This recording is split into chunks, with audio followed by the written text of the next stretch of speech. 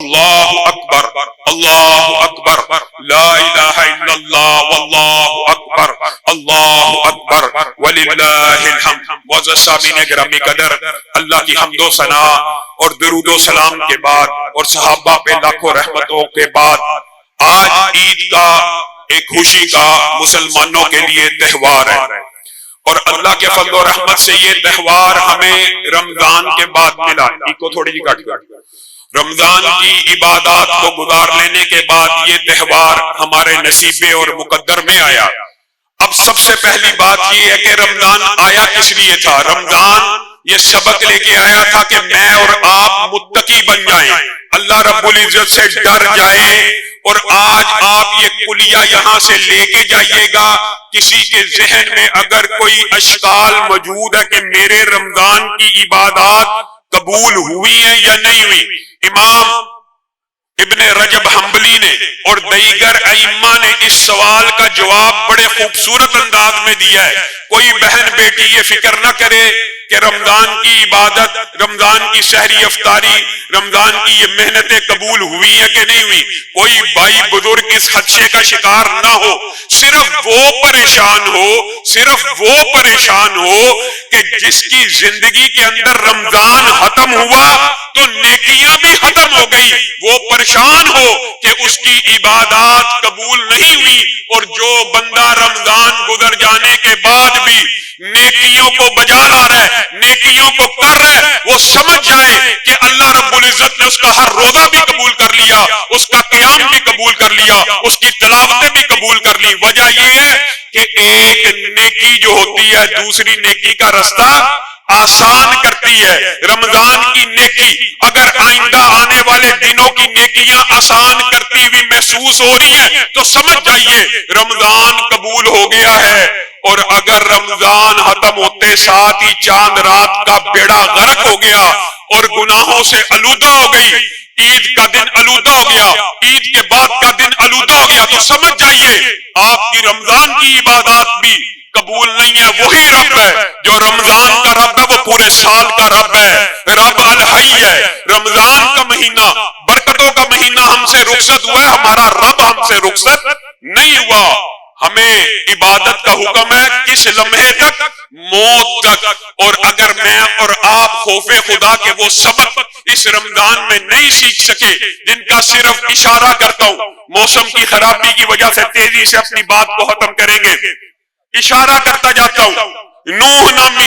نوح نامی ایک سردار ہے، ایک لینڈ لارڈ ہے مدینہ کے اندر، اس کے کھیت ہے، اس نے اپنے پاس ایک مالی رکھا مبارک نامی، اور مبارک نامی مالی کو وہ چند سال بعد آ کے کہتا ہے ذرا میرے باغات میں سے یہ میوہ تو لے کے آئی، انگور تو توڑ کے لا، یا خوشہ تو توڑ کے لا۔ وہ توڑ کے لاتا ہے کھٹا، وہ توڑ کے لاتا ہے ترش، وہ توڑ کے لاتا ہے خراب۔ کہا تجھے 5 سال سے مالی رکھا ہوا ہے، تو جب بھی پھل توڑ کے لاتا ہے خراب لے کے آتا ہے، تجھے پھلوں کی پہچان نہیں۔ کہا مالک مجھے پانی لگانے کے لیے رکھا ہوا ہے، چکھنے کے لیے رکھا نہیں ہے۔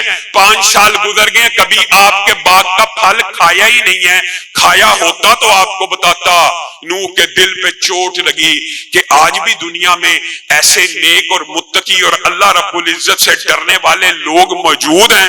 کہنے لگا میں اپنی بیٹی کا رشتہ تجھے دینا چاہتا ہوں، ایک مالی کو۔ بیٹی کے ساتھ جا کے بھی یہ بات کی اور کہا اتنی صفات والا شخص ہے۔ اور جب یہ شادی ہو گئی تو آپ حیران رہ جائیں گے، تقوی کی بنیاد پہ، اللہ کی خوف کی بنیاد پہ کی جانے والی شادی کے نتیجے میں اس جوڑے کے گھر سید المحدثین امام عبداللہ بن مبارک پیدا ہوئے۔ یہ اللہ کے خوف کا نتیجہ ہے۔ اور اگر خوف خدا ہمیں اس واقعے سے بھی سمجھ نہیں آیا کہ ابن عمر جا رہے ہیں اور ایک چرواہے کو کہہ رہے ہیں کہ یہ بکری مجھے دے دے، میں تجھے چند پیسے دے دیتا ہوں، یا مجھے دے دے، مالک کو جا کے کہہ دیں کہ بھیڑیا کھا گیا تھا۔ وہ چرواہا آگے سے عبداللہ ابن عمر کو کہتا ہے ثم این اللہ، اگر میں اپنے مالک کو جا کے یہ کہوں گا کہ بکری کو بھیڑیا کھا گیا ہے اور میں اپنے مالک کو جا کے یہ جھوٹ بولوں گا تو پھر عبداللہ بن عمر آپ بتائیے اللہ کہاں ہے؟ اللہ کا خوف کہاں گیا؟ اللہ کو مائنس کر کے میں اور آپ دن رات لوٹ کسوٹ کا بازار گرم رکھتے ہیں، اور ہم یہ سمجھتے ہیں کہ خانہ کعبہ کے چند چکر لگا کے جو لوگوں کو چکر دیے ہوئے ہیں وہ چکر معاف ہو جائیں گے؟ ہرگز نہیں۔ رسول اللہ صلی اللہ علیہ وسلم نے ہمیں رمضان میں تقوی کا درس دیا، خوف خدا کا درس دیا، اور خوف خدا جہاں پہ گناہوں سے بچاتا ہے، خوف خدا وہاں پر حرام کمائی سے بھی بچانے کا حکم دیتا ہے۔ ایک حدیث ہے، رسول اللہ صلی اللہ علیہ وسلم نے ارشاد فرمایا، ایک بندہ خانہ کعبہ کے اندر کھڑا ہو، مسافر ہو، بیت اللہ کی زیارت کے لیے آیا ہو، عمرے حج پہ آیا ہو، خانہ کعبہ کے اندر کھڑا ہو کے یا رب کی نعرے لگا رہا ہو، صدائیں دے رہا ہو، ایسا نام جس نام کے اوپر اللہ تعالیٰ ہر کسی کو عطا کرتا ہے، تو اللہ تعالیٰ اس بندے کی دعا کیسے قبول کرے گا؟ اس کا کھانا بھی حرام کا، اس کا پینا بھی حرام کا، اس کا لباس بھی حرام کا، یہ جو توشہ لے کے چلا سب کچھ ہی حرام کا۔ اللہ سے ڈرنے کے لیے، اللہ کا ڈر اور خوف پیدا کرنے کے لیے بہت سے نسخے، نیکیوں کا میدان گرم کیجئے، تہجد کی نمازیں پڑھیے، یہ اعمال جو آپ کو پورا رمضان بتائے ہیں، قرآن کی تلاوت، انفاق فی سبیل اللہ، اللہ کے سامنے دعائیں کرنا، استغفار کرنا، یہ انسان کے اندر خوف خدا پیدا کرتا ہے، جو آج ہمارا مطلوب اور مقصود ہے۔ اگر تو آج ہم نیکی کر رہے ہیں تو ہمارے رمضان کی عبادات قبول ہے۔ اگر آج ہی ہم لہو و لعب کا شکار ہو گئے ہیں، آج ہی بے پردگی کا، آج ہی غیر محرموں سے باتوں کا، آج ہی گندے دوستوں کی کمپنیوں میں چلے گئے، تو آپ نے خوف خدا کا سبق سمجھا ہی نہیں۔ رب تعالیٰ تو اتنا غفور الرحیم ہے کہ خوف خدا سے نکلنے والے آنسوؤں کی بھی تقسیم کی اور ایسی لاج رکھی۔ مستدرک حاکم میں آتا ہے، جو آنسو زمین پہ گر جائے اس بندے کے اوپر اللہ رب العزت جہنم کی آگ کو حرام کر دیتے ہیں، جو چہرے پہ پڑ جائے اس کے اوپر بھی حرام کر دیتے ہیں، جو چہرے پہ نہ بھی پڑے، آنکھ کے اندر مکھی کے سر کے برابر ہو جائے اس بندے کی آنکھ کے اوپر بھی جہنم کی آگ حرام ہے۔ اور اگر کسی کی آنکھ میں وہ مکھی کے سر کے برابر آنسو بھی اللہ کے ہوش سے نہیں آتا، وہ اپنا چہرہ رونے والا بنا دے، اللہ تعالیٰ اسے بھی معاف کر دیتے۔ میں اور آپ خوف خدا کا سبق لیے بغیر اگر عید کو منائیں گے تو یہ عید نہیں ہے، عید اس کے لیے ہے جس نے رمضان سے یہ سبق حاصل کر لیا۔ اور قربان جائیں، خوف خدا کے متعدد بے شمار واقعے کتار اندر کتار دماغ میں موجود ہیں۔ اللہ کی قسم لوگ ایسے ایسے بھی گزرے ہیں، ایک شخص نے دوسرے شخص سے زمین کا سودا کیا، صحیح حدیث ہے، صحیح حدیث ہے، اس کی زمین میں سے ایک خزانہ نکل آیا، وہ جس سے خریدی ہے اس کو جا کے کہتا ہے میں نے تیرے سے زمین خریدی تھی، یہ خزانہ نہیں خریدا تھا۔ وہ جو دوسرا ہے ایسا اللہ کا خوف کرنے والا، وہ کہتا ہے میں نے زمین ہر چیز سمیت بیچ دی ہے، یہ خزانہ بھی زمین سے نکلا ہے تو یہ بھی تیرا ہی ہے۔ وہ کہہ رہا تیرا ہے، یہ کہہ رہا تیرا ہے۔ آج ہمارا معاشرہ کیا کہتا ہے؟ یہ بھی میرا ہے۔ وہ جو تیرے پیسے ہیں وہ غلطی سے تیری طرف چلے گئے، وہ بھی میرے ہیں۔ کوئی برائی میں، حساب میں 19-20 کا فرق آ جائے، یہ بھی میرا ہے، یہ بھی میرا ہے۔ اللہ رب العزت صحیح معنوں میں ہمیں خوف خدا کرنے کی توفیق عنایت فرمائے۔ ان الحمد للہ نحمده ونستعینه ونستغفره ونؤمن به ونتوکل علیہ ونعوذ باللہ من شرور انفسنا ومن سیئات اعمالنا من يهده الله فلا مضل له ومن يضلل فلا هادي له واشهد ان لا اله الا الله واشهد ان محمدا عبده ورسوله اما بعد فان خير الحديث كتاب الله وخير الهدي هدي محمد صلى الله عليه وسلم وشر الامور محدثاتها وكل محدثة بدعة وكل بدعة ضلالة وكل ضلالة في النار۔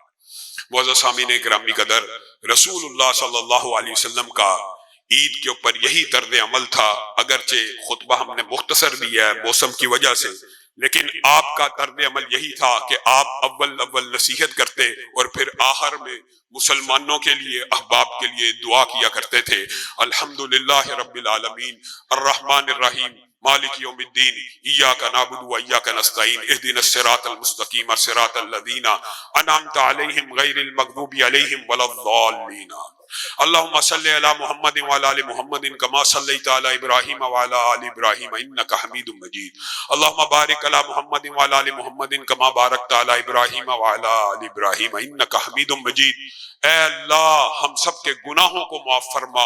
یا اللہ رمضان کا مہینہ ختم ہو گیا، یہ عظیم چاند رات بھی ختم ہو گئی، یا اللہ رمضان سے باہر آ گئے ہیں، یا اللہ ہم سب کا ہر گناہ معاف فرما۔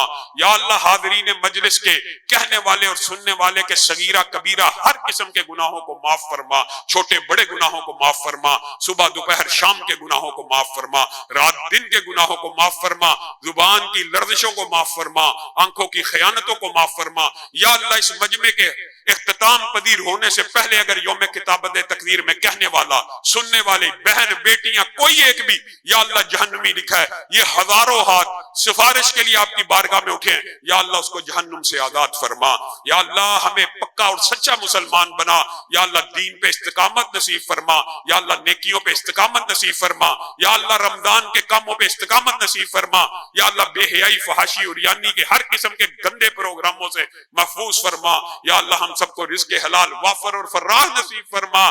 یا اللہ جو بے اولادی کا شکار ہے ان کو اولاد صالحہ نرینہ نصیب فرما، جو بیچیوں کے رشتوں کی وجہ سے پریشان ہے اچھے رشتے نصیب فرما۔ یا اللہ بہت سے ساتھیوں نے دعاؤں کے لیے کہا ہے، عامر بھائی کے بیٹے کو اللہ تعالیٰ شفاء کاملہ عاجلہ نصیب فرما۔ یا اللہ بہت سے نمازیوں کے والدین فوت ہو گئے ہیں، یا اللہ ڈاکٹر اسد اللہ کی مدد فرما۔ یا اللہ راکب ثاقب کے والدین کے اوپر رحمتوں کا نزول فرما۔ یا اللہ ڈاکٹر اسد اللہ کی قبر کو جنت کا باغ بنا۔ یا اللہ وزیر صاحب کی قبر کو جنت کا باغ بنا۔ یا اللہ رزاق صاحب کی قبر کو جنت کا باغ بنا۔ یا اللہ ہمارے ایک بزرگ اشرف خان صاحب دین کے لیے بڑے مخلص تھے، یا اللہ مسجد کے لیے دن رات کوششیں کرتے تھے، یا اللہ ان کی مغفرت فرما، ان کے اوپر رحمتوں کا نزول فرما۔ یا اللہ جتنے فوت شدگان ہیں یا اللہ ان کے اوپر رحمتوں کا نزول فرما۔ یا اللہ جو والدین زندہ ہیں ان کا سایہ تادیر ہمارے سروں پہ قائم فرما۔ یا اللہ جو والدین فوت ہو چکے ہیں یا اللہ ان کی قبروں کو جنت کا باغ بنا۔ یا اللہ علامہ شہید کی ہر خطا کو معاف فرما۔ یا اللہ والدہ مرحومہ کی ہر خطا کو معاف فرما۔ یا اللہ دادا دادی کی ہر خطا کو معاف فرما، نانا نانی کی ہر خطا کو معاف فرما، چچا چچی کی ہر خطا کو معاف فرما، خالو خالہ کی یا اللہ جتنے رشتہ دار توحید پہ فوت ہوئے ہیں سب کی خطاؤں کو معاف فرما۔ یا اللہ پاکستان کے اوپر رحمتوں کا نزول فرما۔ یا اللہ پاکستان کے اداروں کی حفاظت فرما، پاکستان کے فوج کی حفاظت فرما، پاکستان کی پولیس کی حفاظت فرما۔ یا اللہ پاکستان کو دشمنوں سے محفوظ فرما۔ یا اللہ پاکستان اور افغانستان کی صلح فرما۔ یا اللہ دنیا بھر کے مظلوم مسلمانوں کی مدد فرما، کشمیر کے مسلمانوں کی مدد فرما، فلسطین کے مسلمانوں کی مدد فرما، غزہ کے مسلمانوں کی مدد فرما، ایران کے مظلوموں کی مدد فرما، سیریا کے مظلوموں کی مدد فرما۔ یا اللہ جہاں جہاں مسلمان مظلوم ہیں ان کی مدد فرما۔ یا اللہ پاکستان کو امن کا گہوارہ بنا۔ یا اللہ ہم سب کو سعادت کی زندگی نصیب فرما، شہادت کی موت نصیب فرما، نیکیاں کرتے ہوئے موت نصیب فرما، سجدے کرتے ہوئے موت نصیب فرما، عمرے اور حج کرتے ہوئے موت نصیب فرما، ذکر اور قرآن پڑھتے ہوئے موت نصیب فرما۔ یا اللہ قبر میں سورہ ملک کا ساتھ نصیب فرما۔ یا اللہ قبر میں صدقے کا ساتھ نصیب فرما۔ یا اللہ ہم سب کو قبر کے عذاب سے محفوظ فرما۔ یا اللہ حشر آسان فرما، حشر کی حدت اور شدت سے محفوظ فرما۔ یا اللہ حشر کے دن عرش عظیم کا سایہ نصیب فرما۔ یا اللہ حوض کوثر کا پانی نصیب فرما۔ یا اللہ اس دن ارب ارب انسانوں کے سامنے ذلت اور رسوائی سے محفوظ فرما۔ اس دن ابوں کی پردہ پوشی فرما۔ یا اللہ اس دن نور کے منبر ہمارے مقدر میں فرما۔ یا اللہ دائیں ہاتھ میں نامہ اعمال فرما۔ یا اللہ جن گھروں میں لڑائیاں ساس بہو کی ان کو ختم فرما۔ یا اللہ گھروں کو امن و سکون کا گہوارہ بنا، راحتوں کا گہوارہ بنا۔ یا اللہ ہمارے بچوں کو ہمارے لیے بہترین صدقہ جاریہ بنا۔ یا اللہ ہمارے بیوی بچوں کو ہماری آنکھوں کی ٹھنڈک بنا۔ یا اللہ ہمیں اپنے والدین کا بہترین صدقہ جاریہ بنا۔ یا اللہ اس مرکز کو قیامت کی دیواروں تک آباد فرما۔ یا اللہ ہم سب کی مدد فرما، شریروں کی شرارت سے محفوظ فرما، حاسدوں کے حسد سے بچا۔ یا اللہ ابلیس لعین کے ہر شر ہر فتنے سے محفوظ فرما۔ یا اللہ جتنی جائز دلی تمنائیں ان کو قبول و منظور فرما۔ اور یا اللہ جن جو تمنائیں جائز نہیں ہیں اس میں ہماری اصلاح فرما۔ سبحان ربک رب العزت عما یصفون وسلام علی المرسلین والحمد للہ رب العالمین۔ تقبل اللہ منا ومنکم۔ عید مبارک۔